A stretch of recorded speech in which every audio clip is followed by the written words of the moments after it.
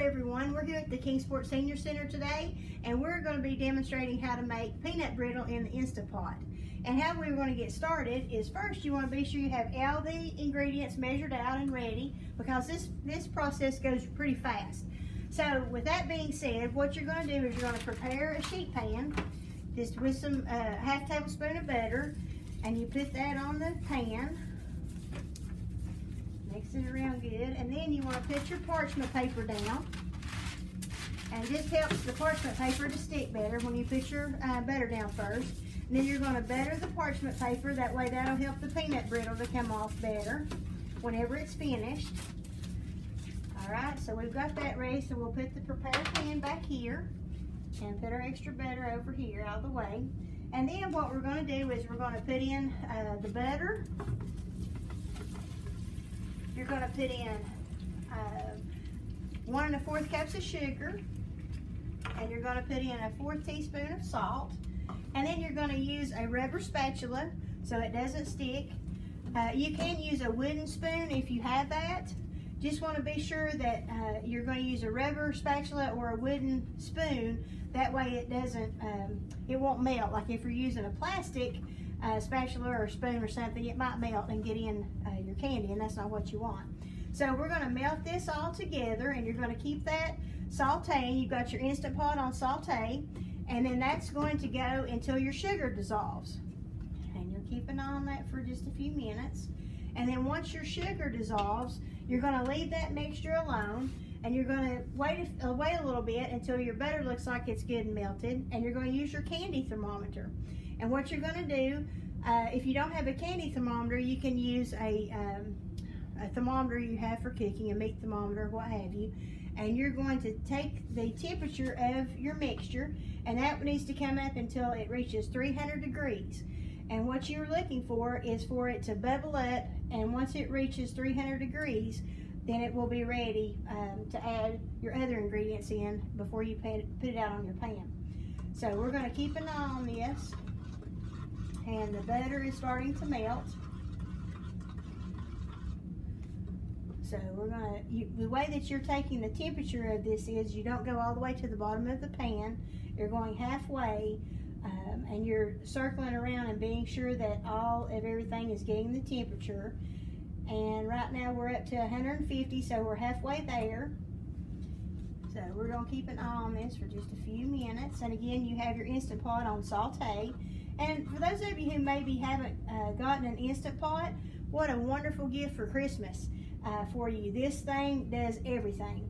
But in particular, I know for myself, I have this Instant Pot Ultra, and it helps. I know whenever I get home from work, I can put in a beef roast into this Instant Pot, set the timer, and we're ready to eat a pot roast in about 45 minutes.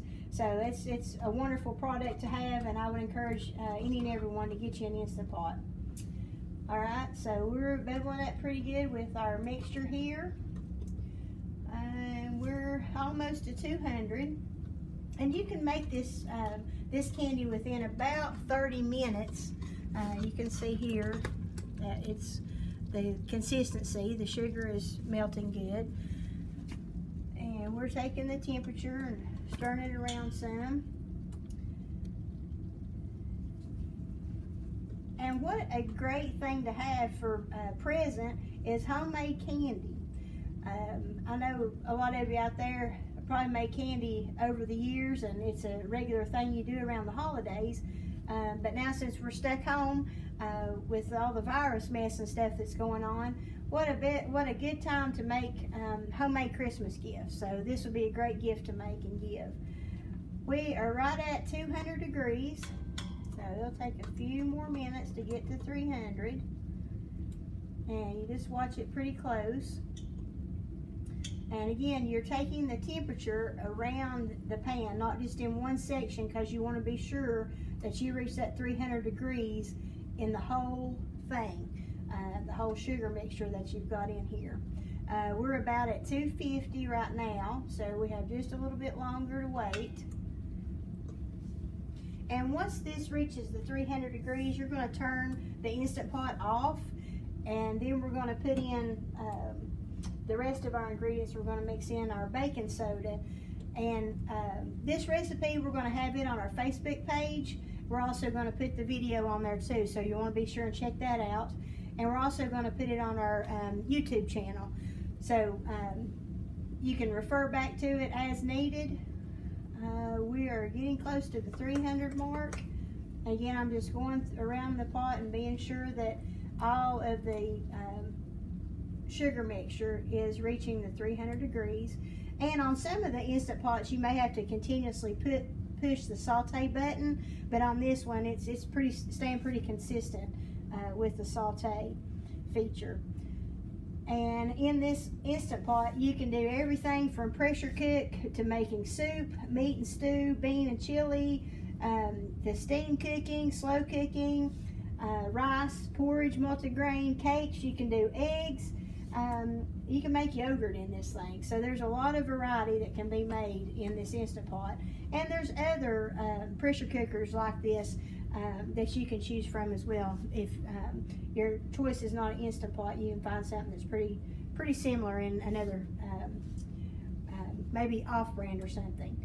Okay, it looks like that we have a few more minutes to wait, but this is getting to about the right temperature. And this is peanut brittle that can be made easy and quickly with just a few ingredients, so it's cost effective as well. And let's see. And the thing that's good about cleanup with the Instant Pot too is you just take this insert out and you can put that in your dishwasher, and it's a quick cleanup as well. The only downfall that I have found with my Instant Pot is the lid that you use with the Instant Pot. Sometimes it will retain the smell of whatever that you fixed in it. And they have the rings that are the sealants in the top of the lids that you can replace. So far I haven't had to do that, but that is something that I've noticed with mine. And it's not a big issue, but still you can still smell what you fixed in it. And it's not a very strong smell, but there's a hint of it, so you can tell.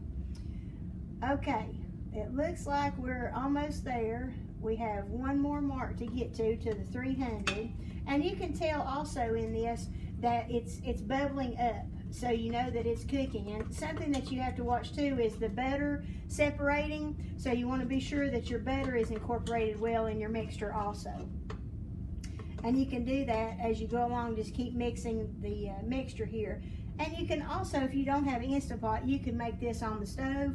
And they even have recipes for this on where you can use the microwave, which will be easy as well.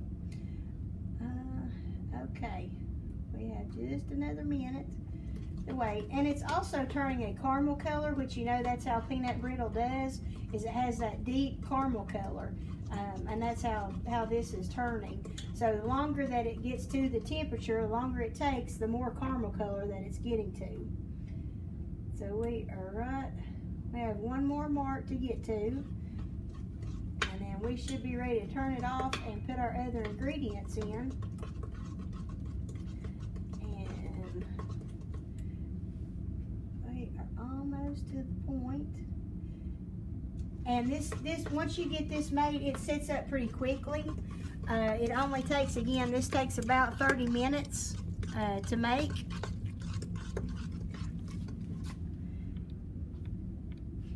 And it looks like that we are almost there. And you can see this is bubbling up and ready. So we are at the point to where I think we can turn this off now, because it's bubbling up good. So we'll turn it off. And then what we can do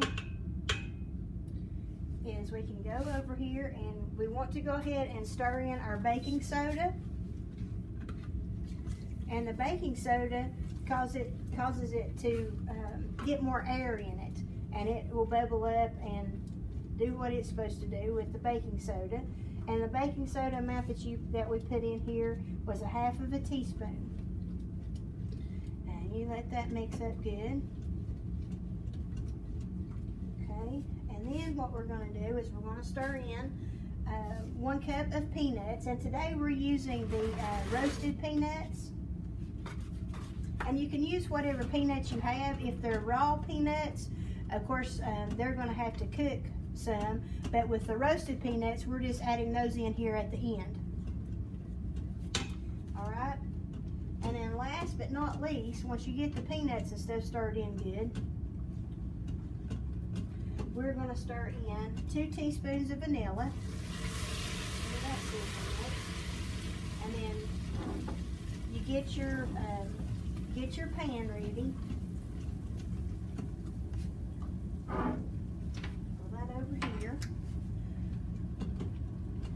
And then what we're going to do is we're going to take this out and we're going to pour the peanut brittle out. And you can tell it's already hardening up. You don't have to worry, it's a little bit runny, but that's okay. It will set up. And you really don't have to do a whole lot to it because it starts hardening as soon as you put it down there.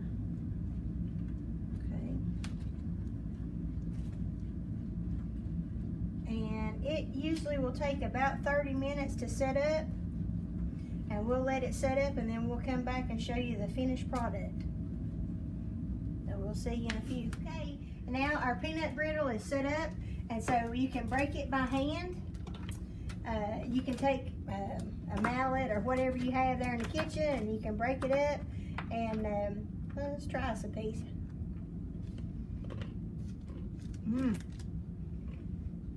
Man, that's good. So again, 30 minutes in the Instant Pot. You can do this in the microwave. We showed you in the Instant Pot, but you can have a homemade candy peanut brittle to give as a gift.